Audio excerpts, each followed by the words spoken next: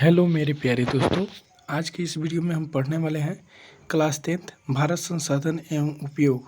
और दोस्त आपको बता दें कि इस चैप्टर में मैं इकाई 3 यानी कि निर्माण उद्योग के जितने भी क्वेश्चन आंसर बनते हैं ऑब्जेक्टिव और सब्जेक्टिव, इन सारे क्वेश्चन को एक ही वीडियो में एक ही एपिसोड में ख़त्म करने का प्रयास करेंगे। और दोस्त हम कोशिश करेंगे कि आपको सही और सटीक जानकारी आपको मिल सके, जैसा कि आप इस इमेज में देख पा रहे हैं। और दोस्तों हम आशा करते हैं कि एक बार यदि इस वीडियो को आप पूरा तरीके से देख लेते हैं तो आपको सारे क्वेश्चन एक ही बार में समझ में आ जाएंगे और आप एग्ज़ाम अच्छे से फाइट कर सकते हैं। बस आपको ध्यान लगा के सारे क्वेश्चन को समझना है। सो चलिए दोस्त, अब बिना देरी किए हुए है हम क्वेश्चन को स्टार्ट करते हैं। दोस्त आगे बढ़ने से पहले बस एक ही रिक्वेस्ट है कि यदि इससे पहले की वीडियो आप नहीं देखे हैं तो उस वीडियो को आप इसकी डिस्क्रिप्शन बॉक्स में ज़रूर देखेंगे और वीडियो अच्छी लगे तो एक लाइक ज़रूर करेंगे। सो चलिए दोस्त, आज का आपका पहला प्रश्न है, इनमें से कौन औद्योगिक अवस्थिति का कारक नहीं है। तो दोस्त आपको बता दें कि जनसंख्या जो है औद्योगिक अवस्थिति का कारक नहीं आता है, जबकि बाजार आता है, ठीक है, और इसके साथ में पूंजी आता है और ऊर्जा भी आता है, ठीक है। क्यों? क्योंकि उद्योग के अंतर्गत बाजार होना ज़रूरी है। उद्योग लगाइएगा तो पैसा होना ज़रूरी है। फिर उसके साथ साथ ऊर्जा, मतलब कि किससे आप उद्योग को चलाइएगा, उससे जिस चीज़ से आप उद्योग को चलाइएगा उसे ऊर्जा कहते हैं, ठीक है। उसमें ऊर्जा की आवश्यकता होती है, ठीक है। एनर्जी चाहिए ना, पावर, तो वही ऊर्जा होता है। तो जनसंख्या जो है इसमें कोई ज़रूरी नहीं है कि जनसंख्या हो, कम भी जनसंख्या मतलब थोड़े लोग भी काम कर सकते हैं। तो इसमें जो है ऑप्शन ख आपका आंसर हो जाएगा। दोस्त आपको ऑप्शन के अकॉर्डिंग ही चलना पड़ेगा, ठीक है। अगला क्वेश्चन है, भारत में सबसे पहले स्थापित लौह इस्पात कंपनी निम्नलिखित में से कौन है। तो दोस्त आपको बता दें कि भारत में सबसे पहले टाटा लौह इस्पात कंपनी की स्थापना हुई थी, जिसका नाम था टिस्को, ठीक है। दोस्त नेक्स्ट क्वेश्चन की तरफ बढ़ते हैं। दोस्त आपका 3 नंबर प्रश्न है कि पहली आधुनिक सूती मिल मुंबई में स्थापित की गई थी क्योंकि, यानी कि पहली जो सूती मिल है वो कहाँ पर स्थापित की गई थी, तो मुंबई में। और क्यों की गई थी, तो दोस्त आपको बता दें कि जो यह मिल है यह मुंबई पतन को और सुचारू रूप से चलाने के लिए किया गया था। साथ ही कपास उत्पादक क्षेत्र की निकटता थी, यानी कि आप जानते हैं कि जैसे कि गुजरात, ठीक है, गुजरात और महाराष्ट्र, ठीक है, महाराष्ट्र और इसके साथ साथ आसपास के थोड़े बड़े और क्षेत्र है जहाँ पे कपास का उत्पादक अधिक मात्रा में होता है। इसलिए सूती वस्त्र जो कि आप जानते हैं कि कपास जो है सूती वस्त्र के लिए उपयुक्त होता है। तो इसलिए मुंबई, जैसे कि महाराष्ट्र की राजधानी है मुंबई, तो ये पास ही में पड़ता है और वहाँ पे कपास की उत्पादकता अधिक है और मुंबई में पूंजी भी उपलब्ध थी उस समय, ठीक है। इसलिए आधुनिक, यानी कि आधुनिक सूती मिल वहीं पे स्थापित किया गया था। इसलिए इस प्रश्न का आंसर ऑप्शन डी हो जाएगा, इनमें से सभी। क्वेश्चन नंबर अगर 4 की बात करें तो दोस्त आपका 4 नंबर प्रश्न में कहा गया है, निम्नलिखित में से कौन उद्योग कृषि पर आधारित नहीं है। तो जैसा कि आप जानते हैं दोस्त, कृषि पर आधारित नहीं है तो सूती वस्त्र क्या करते हैं आप, सूती वस्त्र को आप उगाते हैं कि नहीं, यानी कपास आप उगाते ही हैं। तो कपास उगाते हैं तभी तो आपका सूती मिल चलता है।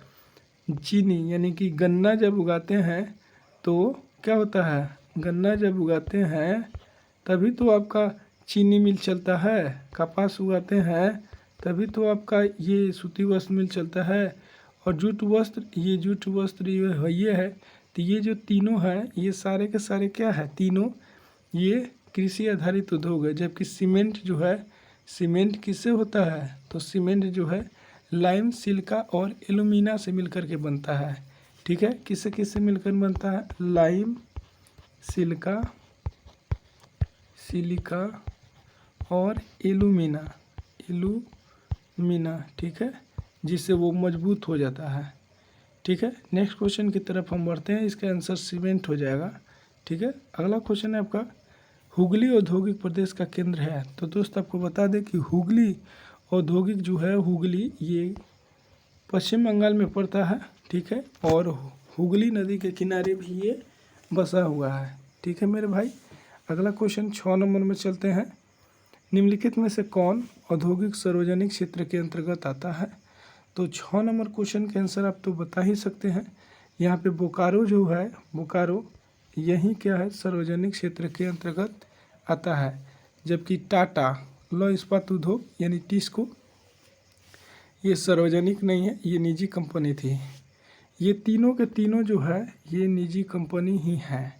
जबकि बोकारो लौह इस्पात संयंत्र जो है, बोकारो, अब यहाँ पे देखिएगा बोकारो जो है ये किसके सहयोग से स्थापित किया गया था? दूसरे पंचवर्षीय योजना में तो इसको स्थापित किया गया था। तो देखिए बोकारो जो है रूस की सहायता से इसकी स्थापना किया गया था। आपका अगला क्वेश्चन है दोस्त 7 नंबर, देखिएगा ध्यान से। 7 नंबर क्वेश्चन में क्या कह रहा है, इनमें से कौन, देखिए मेरे भाई कहाँ चला गया, इनमें से कौन उपभोक्ता उद्योग है?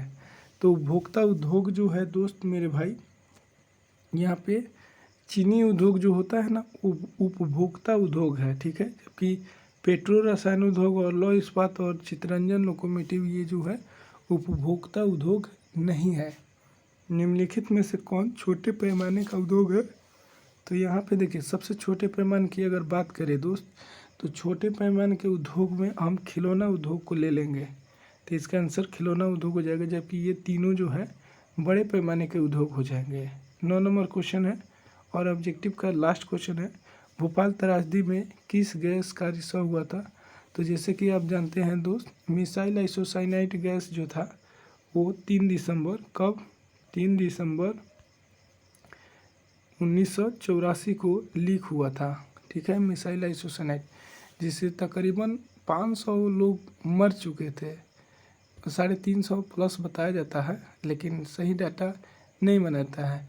और हज़ारों की संख्या में लोग मतलब बीमार पड़े हुए थे, बहुत ज़्यादा संख्या में, हज़ारों से भी ज़्यादा, ठीक है। तो ये आपको कमेंट बॉक्स में बताना है कि भोपाल कहाँ है। तो दोस्त ये आप कमेंट बॉक्स में बता दीजिएगा कि भोपाल कहाँ है। दोस्त अब लघु उत्तरीय क्वेश्चन में आ गया है और आपका पहला क्वेश्चन है, विनिर्माण से आप क्या समझते हैं? तो जैसा कि आप देख लीजिए क्वेश्चन, आपका ये 5 क्वेश्चन है और ये 3 क्वेश्चन है।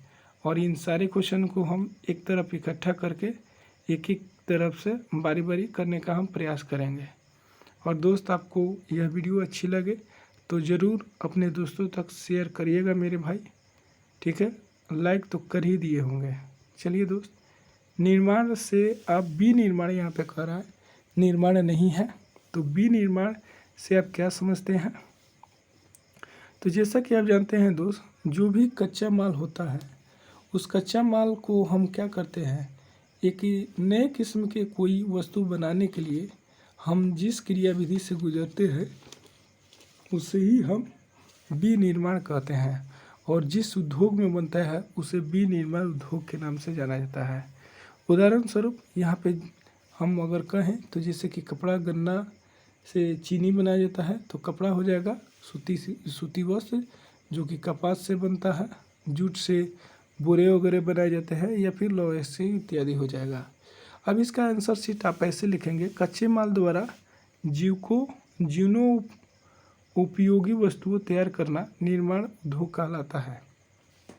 यानी कि कच्चे माल से एक उपयुक्त किस्म के कोई वस्तु पदार्थ बनाना जो जीवन को चलाने के लिए होता है, वही विनिर्माण उद्योग होता है। वर्तमान समय में यह किसी भी राष्ट्र के विकास एवं संपन्न का सूचक होता है। जैसे कि कपास से सूती के कपड़ा बनाना, गन्ना से चीनी बनाना, लौह अयस्क से लोहा बनाना या इस्पात का निर्माण करना। तो समझ गए हैं पहला क्वेश्चन। विनिर्माण उद्योग मतलब किसी भी कच्चा माल को उसका यूज करके, किसी भी कच्चे माल का यूज करके जिस क्रिया विधि के द्वारा कोई नया वस्तु बनाया जाता है उसे विनिर्माण करते हैं, या फिर उस उद्योग को विनिर्माण उद्योग भी कहा जाता है। अब आपका 2 नंबर क्वेश्चन है मेरे भाई, सार्वजनिक और निजी उद्योग में क्या अंतर है? तो देखिए दोस्त, ये तो बहुत ही सरल है, ये आप स्वयं सभी लिख सकते थे। सार्वजनिक उद्योग का मतलब है कि जिसमें स्वामित्व सरकार का हो, और निजी उद्योग का मतलब होता है जिसमें सरकार ने एक निजी व्यक्ति, खास व्यक्ति का होता है। चलिए इसे आंसर के रूप में हम समझने का प्रयास करते हैं। सार्वजनिक उद्योग वैसे उद्योग जिनका संचालन सरकार स्वयं करती है, वो सार्वजनिक उद्योग कहलाता है। जैसे दुर्गापुर, अब दुर्गापुर जो है ब्रिटेन की सहायता से बना था, ठीक है, ब्रिटेन की सहायता से बना था। भिलाई जो है ये रूस की सहायता से बना था। राउरकेला जो है जर्मनी की सहायता से बना था, ठीक है। और ये सभी लौह इस्पात केंद्र है। ये आप ध्यान रखेंगे कि दुर्गापुर और रूस ब्रिटेन की सहायता से, और भिलाई रूस की सहायता से, और राउरकेला जर्मनी की सहायता से, और ये तीनों के तीनों द्वितीय पंचवर्षीय योजना में स्थापित किया गया था, ठीक है। अब देखिए मेरे भाई, ये जो है ये सार्वजनिक उद्योग है, यानी सरकारी स्वामित्व का उद्योग है। निजी उद्योग की अगर बात करें तो वैसे उद्योग जिसका स्वामित्व किसी खास व्यक्ति संस्था को होती है, जो अपना जैसा चाहे उसे वैसा बनवाता है। जैसे कि Tata iron steel limited company, ये एक प्रकार की निजी कंपनी है जो अपने खास मुनाफे के लिए ये कंपनियां देश में सेवा देती है। तो सार्वजनिक और निजी उद्योग को अच्छे तरीक़ा से आप समझे। अगले क्वेश्चन की तरफ बढ़ते हैं। और दोस्त, अगर वीडियो अच्छी लगे तो एक लाइक ज़रूर करिए, और अगर आप पिछली वीडियो को नहीं देखे हैं तो इसके डिस्क्रिप्शन बॉक्स में आप पिछली वीडियो को भी देख सकते हैं, और देखना भी चाहिए। उद्योग के स्थानांतरणकरण के 3 कारकों को लिखना है। तो इसमें देखिए 3 कारक जो है इस प्रकार दिए गए। अनुकूलन, सुलभता होनी चाहिए, अनुकूल जलवायु होनी चाहिए, और मानवीय कारक भी होना चाहिए। ये तीनों कारक उद्योग को बैठाने के लिए बहुत ज़रूरी है, ठीक है। अगला क्वेश्चन है 4 नंबर। 4 नंबर प्रश्न में है कृषि आधारित उद्योग और खनिज आधारित उद्योग में अंतर स्पष्ट करें।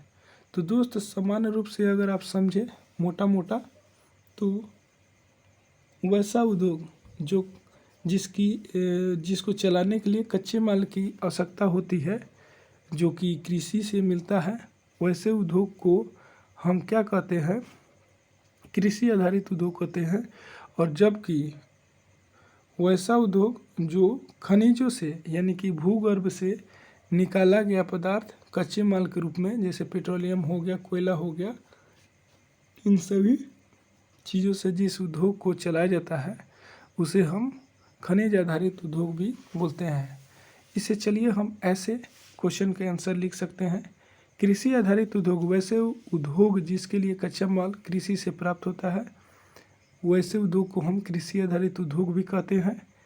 जैसे सूती वस्त्र उद्योग हो गया, रेशमी उद्योग हो गया, और ऊनी वस्त्र उद्योग हो गया, चीनी उद्योग हो गया, चाय उद्योग हो गया, और कहवा उद्योग हो गया, जूट उद्योग हो गया, ठीक है। ये समझ गए होंगे कि ये सभी उद्योग जो है ये किस पर आधारित है? ये कृषि पर आधारित है। और वहीं खनिज आधारित उद्योग की बात करें तो ऐसे उद्योग जो अपने कच्चे माल के लिए खनिजों पर निर्भर रहता है, उस उद्योग को हम खनिज आधारित उद्योग भी कहते हैं। इन्हें खनिज आधारित उद्योग कहते हैं। जैसे लौह इस्पात उद्योग, बिना खनिज के ये लोहा नहीं बनाया जा सकता। ठीक, सीमेंट उद्योग जिसमें लाइम, सिलिका और एल्युमिनियम का होना जरूरी है। तो ये जो उद्योग होती है ये खनिज आधारित उद्योग होती है। और लघु उत्तरीय के अगला क्वेश्चन है जो कि आपका 5 नंबर प्रश्न है। इसे आप देखने का प्रयास करेंगे और इसके बाद में आपका दीर्घ उत्तरीय प्रश्न आ जाएगा। तो दोस्त, आपका 5 नंबर प्रश्न में कहा गया है स्वामित्व के आधार पर उद्योग को उदाहरण सहित वर्गीकृत कीजिए। तो स्वामित्व के आधार पर उद्योगों को निम्न प्रकार से बांटा गया है। जैसे देखिएगा, सार्वजनिक उद्योग, इनका संचालन सरकार स्वयं करती है। जैसे दुर्गापुर, भिलाई, राउरकेला, ये सभी के सभी लौह इस्पात उद्योग है। संयुक्त अथवा सहकारी उद्योग, यानी कि वैसा उद्योग जिसमें कुछ सरकार और कुछ स्वामित्व के लोग, मतलब कोई निजी व्यक्ति अपनी संपत्ति को फंसाया हुआ है। जब उद्योग में 2 या 2 से अधिक व्यक्ति या सरकारी समितियों का योगदान होता है तो उसे संयुक्त अथवा सहकारी उद्योग कहा जाता है।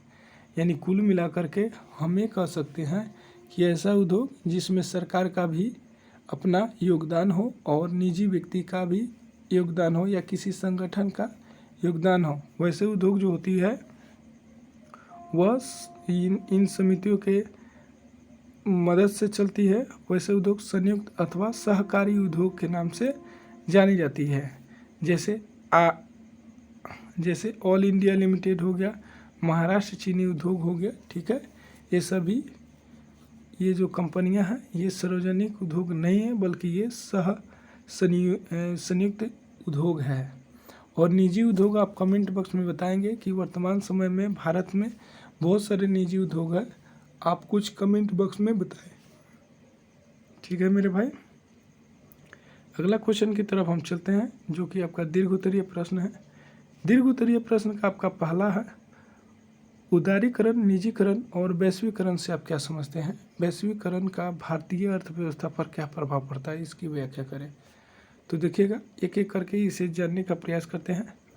उदारीकरण उद्योग तथा व्यापार को ललफिताशाही के अनावश्यक प्रतिबंधों से मुक्त करके यहाँ पे अधिक प्रतियोगी बना देती है, उसे उदारीकरण कहा जाता है।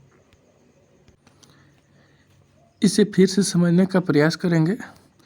उदारीकरण क्या होता है? उदारीकरण उद्योग तथा व्यापार को लाल फीताशाही के अनावश्यक प्रतिबंधों से मुक्त करके अधिक प्रतियोगी बनाना ही उदारीकरण कहलाता है। अर्थात आप ऐसे समझ सकते हैं कि अगर आप उदार है तो अधिक दान पुण्य करेंगे, अगर कोई सरकार उदार है तो अपने यहाँ जो व्यापारी लोगों को अधिक छूट देगा, तो वैसे आप समझ सकते हैं। और निजीकरण की बात करें तो निजीकरण का मतलब हो गया देश की व्यवस्था, ठीक है। देश की स्वस्थ मतलब सभी जो है अर्थव्यवस्था को बनाए रखने हेतु देश के अधिकतर उद्योगों के नियंत्रण कर सरकारी एकाधिकार को कम कर या समाप्त भी कर सकते हैं।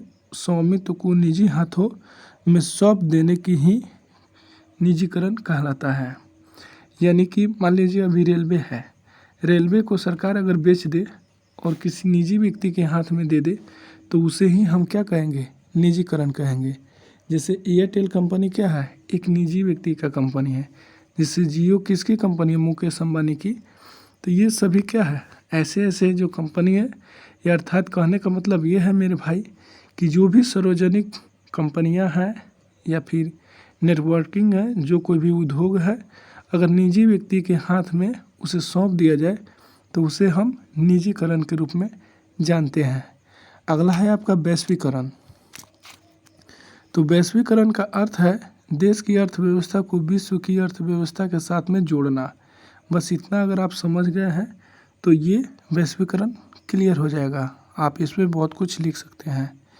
वैश्वीकरण का अर्थ है कि देश की अर्थव्यवस्था यानी कि एक देश की अर्थव्यवस्था को विश्व की अर्थव्यवस्था से जोड़ना ही क्या कहलाता है? वैश्वीकरण कहलाता है। अर्थात कहने का मतलब ये है मेरे दोस्त कि प्रत्येक देश का अन्य देशों के साथ कुछ न कुछ संबंध होता है। बिना किसी प्रतिबंध के पूंजी, तकनीकी, व्यापारिक आदान प्रदान होती है और वहीं जो आदान प्रदान है वहीं वैश्वीकरण कहलाती है। यानी कि अगर कोई देश एक से अधिक देशों में मतलब कि अन्य कई सारे देशों में अपना वस्तु को आदान प्रदान करता है, वही वैश्वीकरण कहलाता है।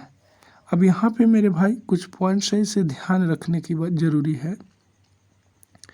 भारत सरकार की नवीन आर्थिक नीतियाँ वैश्वीकरण को परिभाषित करने में लगी हुई है।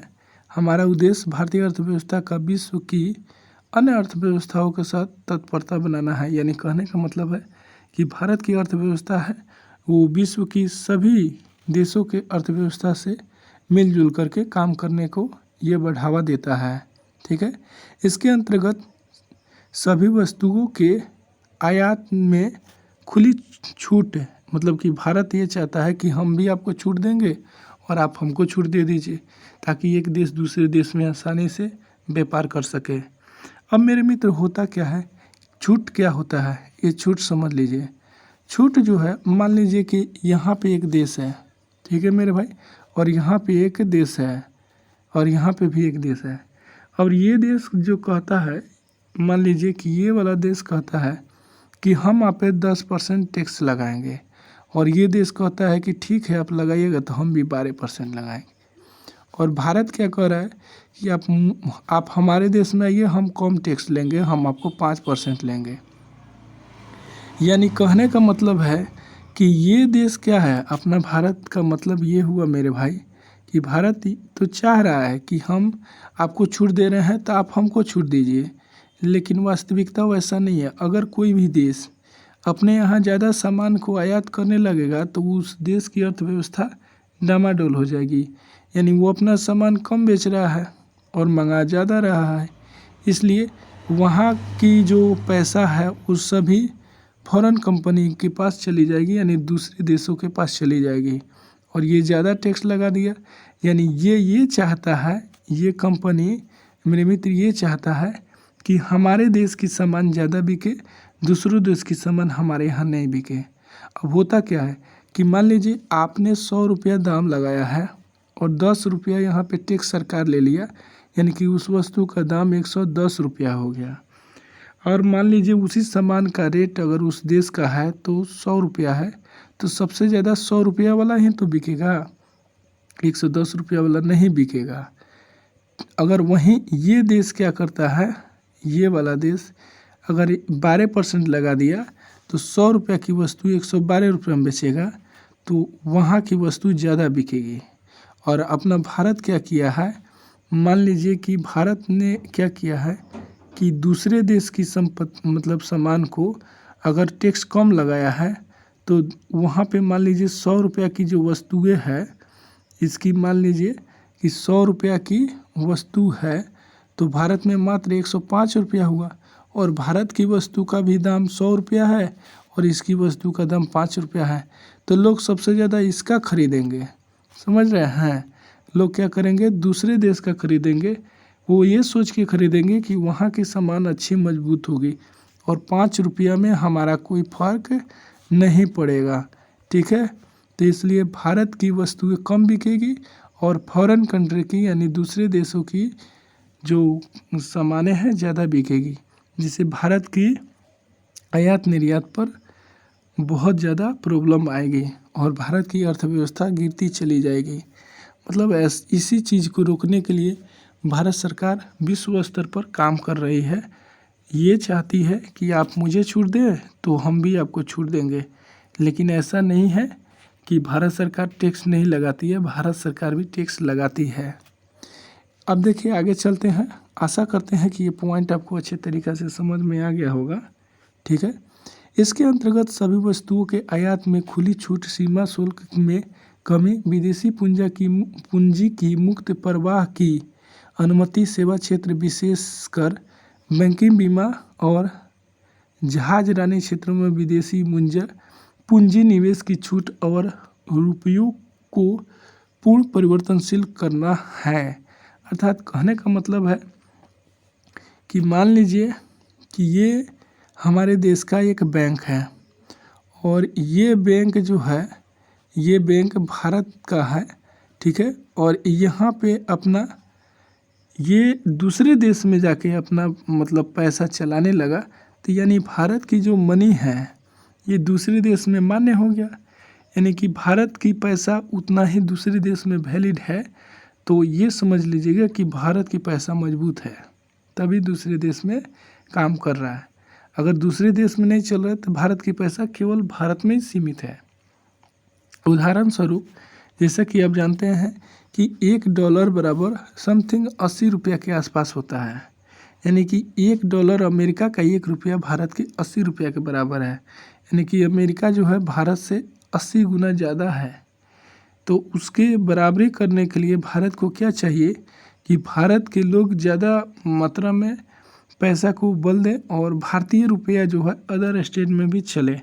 जब अदर स्टेट में चलेगा भारतीय मुद्रा तो भारत की मुद्रा का वैल्यू बढ़ेगी, ठीक है।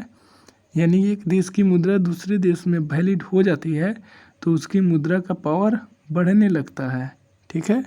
यानी उस दोनों देशों की तुलना एक मुद्रा से दूसरे मुद्रा से होने लगती है।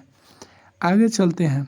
और रही बात बैंकिंग की, यानी मान लीजिए कि भारत का यूपीआई अगर किसी अन्य देश के यूपीआई में काम कर रहा, मतलब अन्य देश में भी यूपीआई का ट्रांजैक्शन सक्सेस हो रहा है, तो भी भारत का रुपया वैलिड हो रहा है वहाँ पे। हालांकि अभी समथिंग 5 देश में भारत का यूपीआई विद्यमान है। उदाहरण स्वरूप नेपाल हो जाएगा, उसके साथ साथ भूटान भी हो जाएगा, और बांग्लादेश में भी ये चलता है लगभग। ठीक है, आगे चलते हैं। और कहाँ कहाँ चलता है ये आप भी बताएंगे। ठीक है, इन्हीं उद्देश्यों की पूर्ति हेतु भारतीय अर्थव्यवस्था का तेजी से वैश्वीकरण हो रहा है। परिणाम स्वरूप कई देशों में उत्साहवर्धन उपलब्धियां प्राप्त हुई है। विदेशी मुद्रा का भंडार काफ़ी बढ़ भी गया है, किंतु निर्यात और कृषि दरों में गतिरोध उत्पन्न हो रही है। तो ये सभी को देखते हुए भारत सरकार नित्य दिन अपनी अर्थव्यवस्था को मजबूत करने में लगी हुई है। तो दोस्त, ये क्वेश्चन आपका 1 नंबर कंप्लीट हो गया।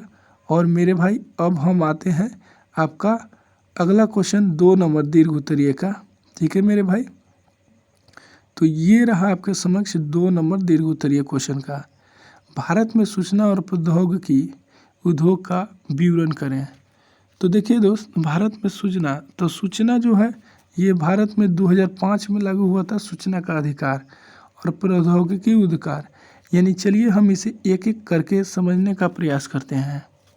इस उद्योग को ज्ञान आधारित उद्योग भी कहा जाता है। यानी भारत में सूचना और प्रौद्योगिकी उद्योग को ज्ञान आधारित उद्योग के नाम से भी जाना जाता है, क्योंकि इसमें उत्पादन के लिए, देखिएगा दोस्त, क्योंकि इसमें उत्पादन के लिए विशिष्ट नए ज्ञान, उच्च औद्योगिकी और नियंत्रण, शोध और अनुसंधान की आवश्यकता रहती है।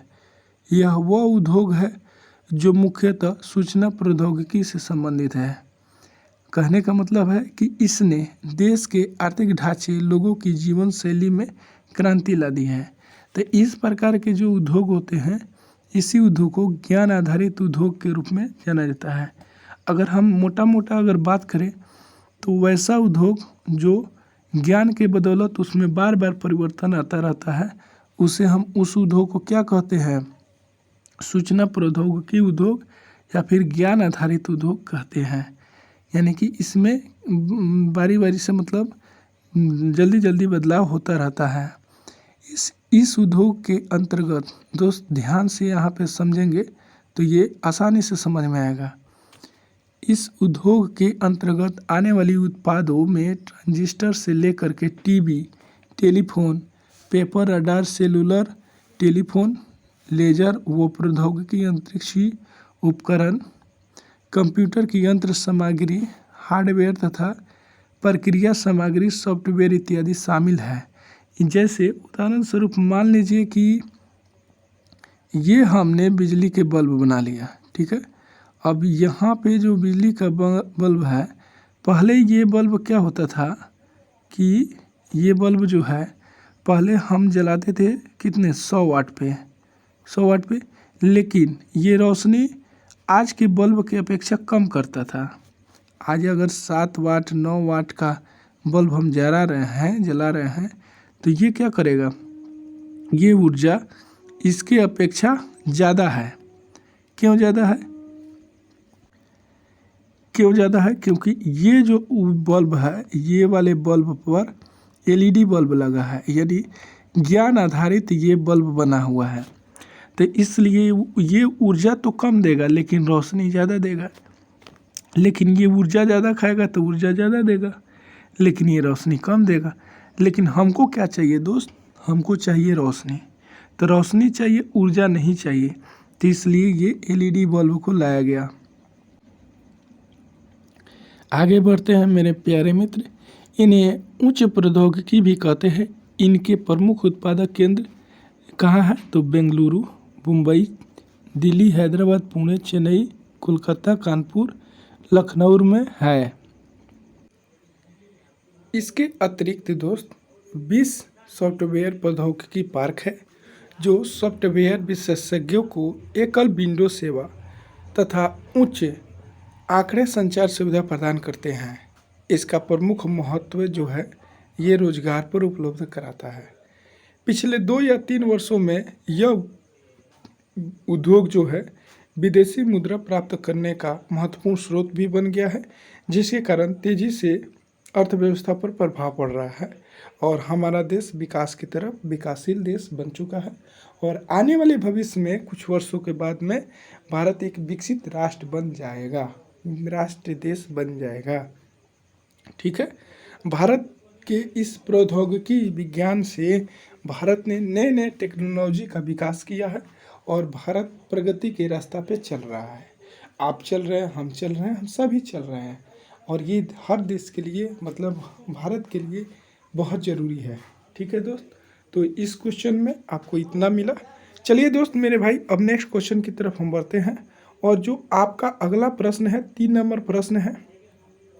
और 3 नंबर प्रश्न क्या है, बहुत ही प्यारा सा प्रश्न है। भारत में सूती वस्त्र उद्योग के वितरण का विवरण दें।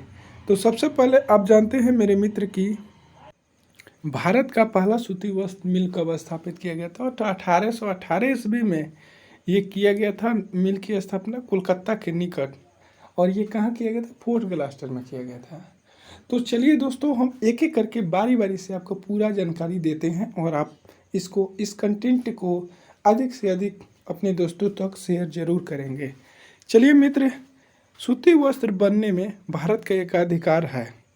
ठीक है, और भारत जो है बहुत दिनों से एकाधिकार प्राचीन काल से ही चला आ रहा है। परंतु पहली आधुनिक सूती मिल की स्थापना कैसे आप जानते हैं, ये 1818 ईस्वी में कोलकाता के निकट फोर्ट ग्लास्टर नामक स्थान पर की गई थी, जो बहुत समय बाद बंद भी हो गया। और पहली सफल मिल जिसकी स्थापना 1854 ईस्वी में काबस जी नाना भाई डाबर ने लगाई और इसके बाद भारत ने आधुनिक वस्त्र उद्योग का विकास भी हो गया। यानी कहने का मतलब मेरे भाई ये है कि भारत में पहले सूती वस्त्र मिल की स्थापना 1818 ईस्वी में तो किया गया था, लेकिन वह असफल रहा। वहीं 1854 ईस्वी में नाना भाई डाबर के द्वारा जो लगाया गया था, काबस जी डाबर भी इन्हें बोला जाता है, यह मिल जो है सफल रहा था। अगर हम बात करें वर्तमान में, यह भारत का सबसे विशाल उद्योग है जो कृषि के बाद दूसरा सबसे बड़ा रोजगार प्रदान करता है। ठीक है, और यहाँ पे क्वेश्चन के अकॉर्डिंग ही हम चलेंगे तो भारत का सबसे बड़ा अगर रोजगार देने वाली कोई फैक्ट्री है तो वो कृषि है, जो उद्योग का दर्जा दिया गया है। भारत में कृषि को उद्योग का दर्जा दिया गया है और भारत में सबसे अधिक जो लोग कार्यरत है, तो कृषि के बाद में अगर दूसरा स्थान है तो सूती मिल में है। और अगर महिलाओं की बात करें तो वो चाय उद्योग में है, लगी हुई है, जो कि कृषि आधारित उद्योग है। ठीक है, आगे हम बात करते हैं, इसका विवरण देख लीजिए। विवरण कैसा है, क्योंकि क्वेश्चन में आपको विवरण भी पूछा गया है, तो ये तो आप जान गए। तमिलनाडु की अगर बात करें, तमिलनाडु में भारत का सबसे बड़ा सूती वस्त्र तैयार करने वाला राज्य है। यह यहाँ पे देखिएगा, यहाँ 219 मिलें लगी हुई है, जबकि वहीं गुजरात में 117 मिलें लगी हुई है। यह प्रमुख अहमदाबाद है, जैसे गुजरात का अहमदाबाद, बड़ौदा, सूरत, भड़ोच, ये पोरबंदर, भावनगर एवं नदिया, ये जो है नदियारा, वहीं नदियारा है दोस्त।